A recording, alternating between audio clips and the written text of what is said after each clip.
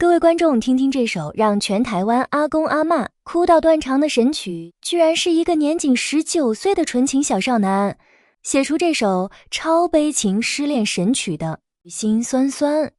他到底是谁？今天就让我们来认识这位台湾歌谣界的天才戏精。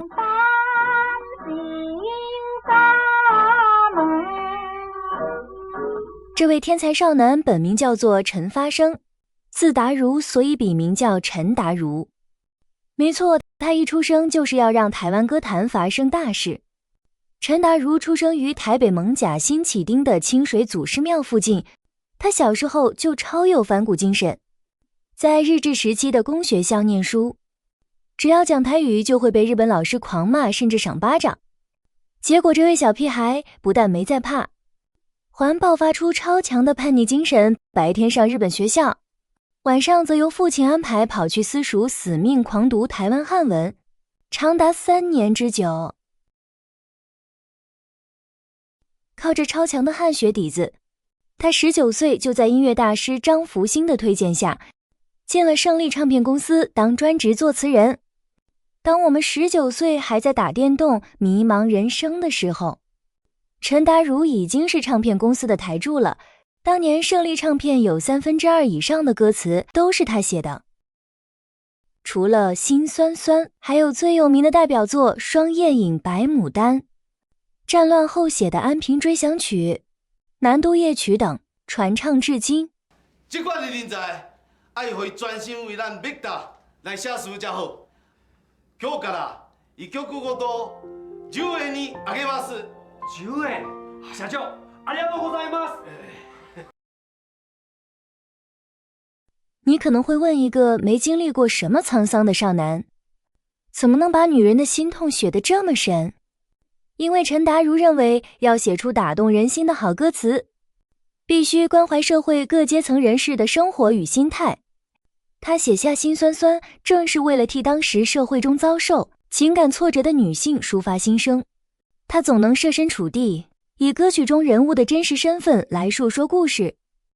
这也是他极具代表性的男子作归因，也就是以男性创作者来模拟女性视角与口吻的写作手法。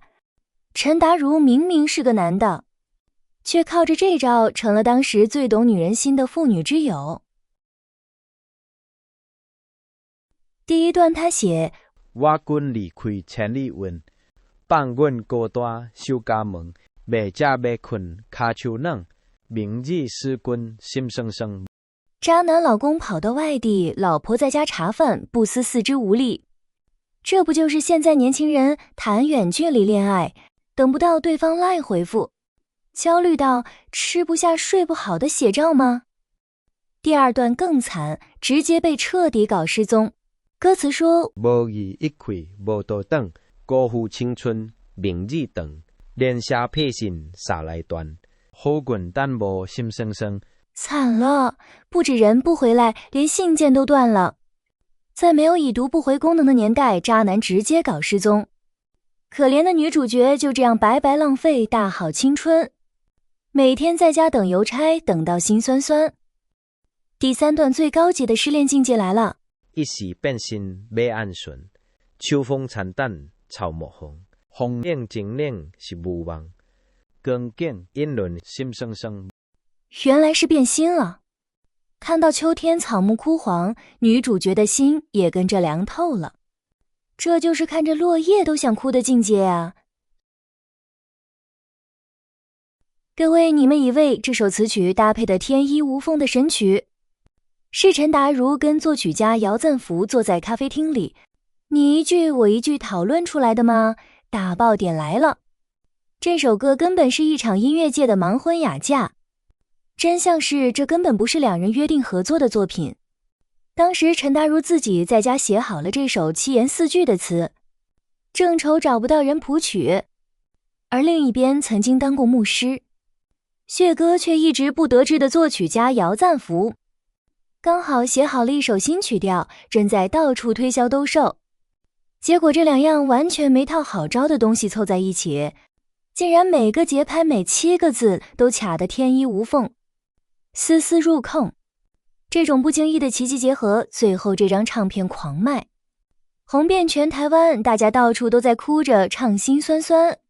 社长，即摆辛酸酸，伫咱全台湾驻文总数已经超过5万台啊！哦，5万枚だ。もうコロンビアの最高記録上上を見事に超えましたよ。虽然陈达如一生写了300多首歌，后来因为台语歌被禁，市场没落。为了生计，他弃歌从商，跑去食品业发展，先后在味全、味王等公司当过经理与顾问，最后在真风冷冻公司副总经理职位上退休。但他的贡献绝对是无敌的。1989年第1届金曲奖更把特别奖颁给了他，肯定他对台湾歌谣的付出。各位观众，下次如果你被渣男渣女已读不回，或者面临远距离恋爱危机时，记得点开这首《心酸酸》，因为早在快100年前，19岁的陈达如就已经懂你的痛了。喜欢今天的音乐历史故事吗？记得按赞、订阅、留言告诉我，哪一句歌词最戳中你的心酸酸？我们下次见，拜拜。